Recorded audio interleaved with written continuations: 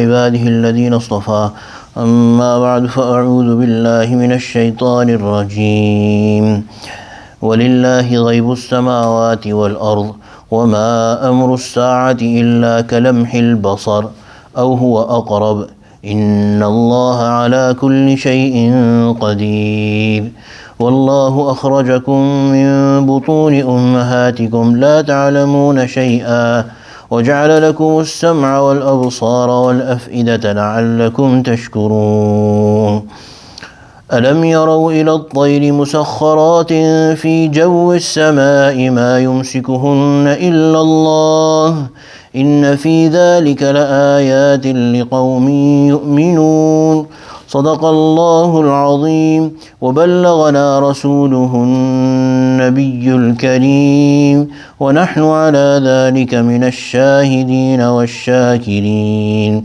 والحمد لله رب العالمين.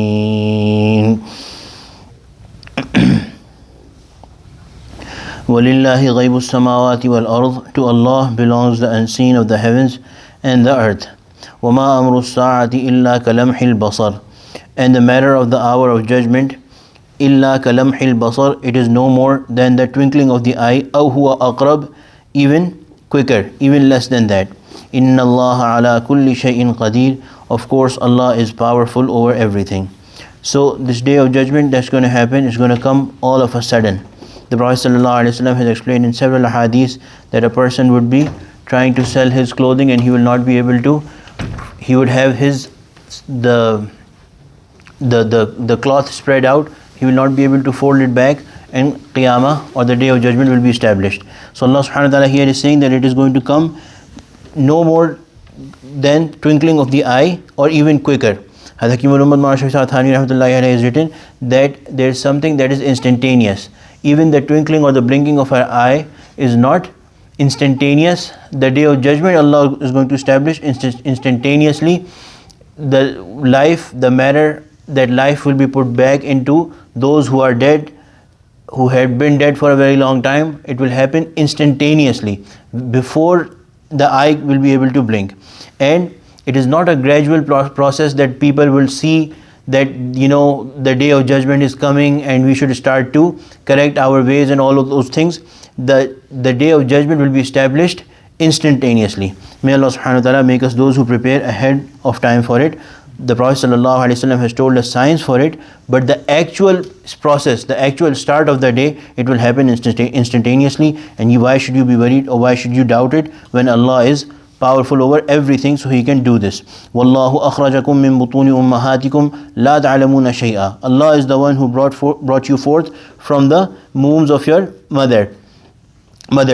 La ta'lamuna shay'a, you did not know anything. وَجَعَلَ لَكُمُ السَّمْعَ وَالْأَبْصَارَ وَالْأَفْئِدَةَ. Allah gave you ears, Allah made for you eyes, Allah made for you qulub or af'idah or the hearts, لَعَلَّكُمْ تَشْكُرُونَ, so that you may be grateful.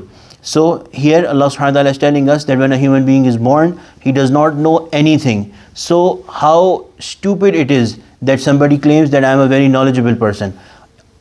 All of us were sent into this world without any knowledge, without any ilm. All of that came from Allah subhanahu wa ta'ala. Allah subhanahu wa ta'ala is the one who teaches the child how to cry when they are in need. Allah subhanahu wa ta'ala is the one who teaches a human child how to feed themselves from their mother or other offsprings of the other creations of Allah subhanahu wa ta'ala how to get their nutrition. It is Allah who teaches them. And also Allah subhanahu wa ta'ala creates for you your listening. Hazrat ulama have written that the first faculty that a human being uses to learn is not the eyes but the ears. And all your life, if you look at it, the faculty that we use the most for learning is our ears. That through listening we learn. Many things we know that we have never seen, but we know about them from listening. So listening, Allah subhanahu wa ta'ala has mentioned first that Allah gives you the ears or the power to listen. Wal absar, and the eyes. Wal af'idah, the heart, which is at the center of the processing of that knowledge. Now we know that Allah subhanahu wa ta'ala has also mentioned it in other places that Allah subhanahu wa ta'ala has given you aql or intellect. But here, why is Allah subhanahu wa ta'ala mentioning af'ida or the heart? Because the useful information, the beneficial knowledge, that knowledge which makes one recognize Allah subhanahu wa ta'ala and makes us la'allakum tashkurun, those who are thankful to Allah subhanahu wa ta'ala.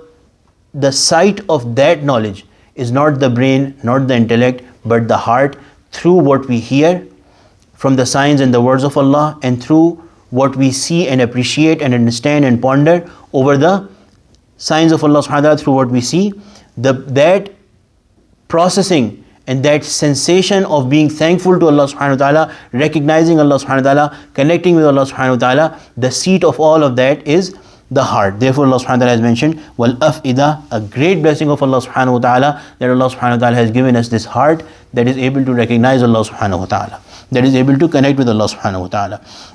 Alam yaraw ila at-tayri musakhkharatin fi jawwi as-sama, do you not see, did they not look at the birds fi jawwi as-sama musakhkharatin fi jawwi as-sama, that they are controlled in the atmosphere of the sky. Ma yumsikuhunna illallah, who holds them? Nobody holds them except Allah subhanahu wa ta'ala. None holds them except Allah subhanahu wa ta'ala. So the creation of a bird in itself, from which human beings have learned how to make flying airplanes, but Allah subhanahu wa ta'ala created a bird in such a way, gave it such a body and gave it such a capacity that it knows how to fly. It learns how to fly and it flies, and then making of the atmosphere such that it holds the bird. And then sometimes it happens that all the means of something are there, but that thing does not happen. So that thing happening in itself, with the body of the bird and the atmosphere having the capacity to hold the bird, and then it actually happening, in all of these there is ayat, there is signs of Allah subhanahu wa ta'ala. Inna fi dhalika la ayatin liqawmin yu'minun, those people who believe, there is signs upon signs upon signs in this as well. Wallahu ja'ala lakum min buyutikum sakana, Allah subhanahu wa ta'ala has made your houses a place of comfort for you. From this we understand that our houses, the primary purpose is to find peace, to find relaxation in the house. That house which is full of luxuries but does not have peace in it, that does not deserve to be called a house, that does not deserve to be, that is not that house that is fulfilling its purpose. Our houses might be simple, but if they have peace and sukoon within them, then they really deserve to be called a house, and they are fulfilling the purpose of a house really. The definition of a house, Hazrat ulama have written, something to rest on for the floor, something to give you shade by way of roofing, and something that covers you from the sides by way of walls. When a house has that, the basic structure, this basic structure deserves to be called a house, but it should have sukoon in it. It should have peace in it. وَجَعَلَ لَكُم مِّن جُلُودِ الْأَنْعَامِ بُيُوتًا تَسْتَخِفُّونَهَا يَوْمَ ظَعْنِكُمْ وَيَوْمَ إِقَامَتِكُمْ. Another way of dwelling is that Allah subhanahu wa ta'ala made for you houses from the hides of cattle, that you use those hides to make tents.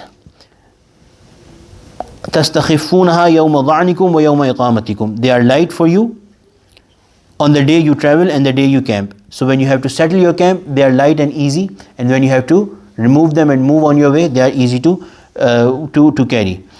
وَمِنْ أَصْوَافِهَا وَأَوْبَارِهَا وَأَشْعَارِهَا أَثَاثًا وَمَتَاعًا إِلَى حِينٍ. And from the wool of the animals, from their fur and from their hair, Allah subhanahu wa ta'ala created many things, furnishings and goods of enjoyment that are there for you to enjoy for a period of time. So with the skins, with the hides, human beings do so many things. They make furniture, they make floor spreads, they make so many things. All of that Allah subhanahu wa ta'ala provided through the animals for human beings. All of these are signs of Allah subhanahu wa ta'ala and the oneness, and the Allah subhanahu wa ta'ala being the benefactor. Allah subhanahu wa ta'ala giving us. In the giving of Allah subhanahu wa ta'ala, Allah subhanahu wa ta'ala is inviting us to reach Allah subhanahu wa ta'ala, to find Allah subhanahu wa ta'ala, that He is the one who is giving us, He is the one whom we deserve to worship. The one who's the only one who deserves to be worshipped, the one who's so beneficent. ربنا تقبل منا إنك أنت السميع العليم وتب علينا إنك التواب الرحيم رب اغفر وارحم وأنت خير الراحمين وصلى الله تعالى على خير خلقه سيدنا ومولانا محمد وعلى آله وصحبه أجمعين آمين برحمتك يا أرحم الراحمين.